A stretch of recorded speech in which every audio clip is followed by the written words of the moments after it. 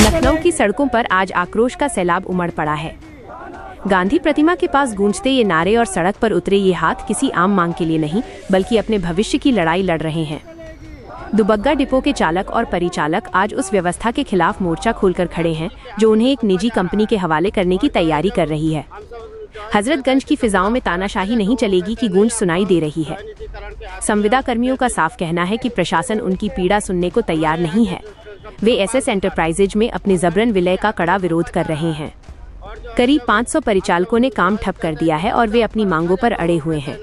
हालात इतने तनावपूर्ण हो गए कि पुलिस को बल का प्रयोग करना पड़ा। प्रदर्शन कर रहे इन कर्मचारियों को हिरासत में लेकर अब इको गार्डन भेज दिया गया है। सवाल ये है कि क्या इन कर्मचारियों की आवाज सुनी जाएगी या फिर ये विरोध की आग और भड़केगी।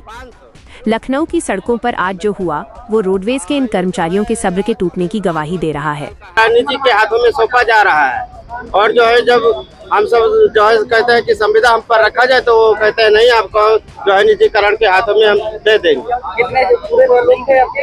हमारे यहाँ के कम से कम 500 साथी हैं। 500? जी। कहाँ से आप आए?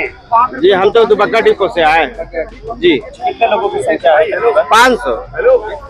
कितने लंबे समय से मामला चल रहा है? ये जो है आज से 5वां दिन हड़ताल का है, लेकिन कोई कार्रवाई नहीं हुई है, न हम सबकी सुनवाई हो रही है। कहीं भी जाओ वहाँ पर जो है खदेड़ दिया जाता है। यहाँ पर आते हैं तो हम सबको उठाकर जो है वहाँ इको गार्डन में डाल दिया जाता है। न कोई खाने पीने की व्यवस्था की गई है, न पर वहाँ पर पानी की व्यवस्था की गई है। केवल वहाँ पर हम सब भूखन मर रहे हैं, कहीं सुनवाई नहीं हो रही। हम सब जो है वहाँ मुख्यमंत्री से मिलने गए तो वहाँ मुख्यमंत्री से भी नहीं मिलने दिया गया। अगर ये मांग पूरी नहीं होती है तो आगे का क्या स्टैंड होगा? अब हड़ताल जारी रहेगा और जो है जैसे कार्य कर रहे हैं वैसे कार्य करते रहेंगे। आते हैं यहाँ से हम लोगों को लाद के वहाँ भेज दिया जाता है, कोई सुनवाई नहीं हो रही है। आज 7वां दिन है हम लोगों को और मेरे यहाँ के कुछ बंदों को वहाँ पकड़ लिया गया है, 5 लड़कों को। ये हो रहा है, हम लोग परेशान हैं। अब क्या करें हम लोग? 10 साल करते करते हो गया। हम लोग 7,000 4,000 रुपए में हमको प्राइवेट में बेचा जा रहा है।